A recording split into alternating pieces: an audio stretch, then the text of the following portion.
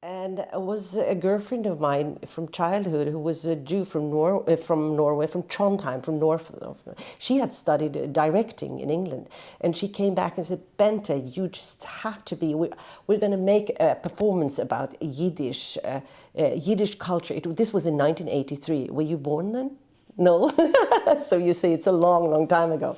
It was in 1983 when I came back to Norway, and I said, wait a minute, she wanted to make a Yiddish-Norwegian cabaret. So I thought, okay, so you mean I'm going to sing Yiddish songs? Yes, and we're going to tell about the culture, and we're going to, present this for the non-Jewish audience in Norway. And I said, I do everything, try not to be an actor. And here he dragged me again into this.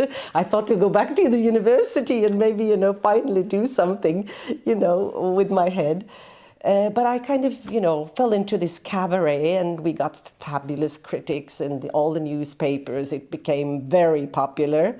It was called the Yiddish-Norwegian Cabaret, and above the town. I think she was inspired by the Chagall painting above the town.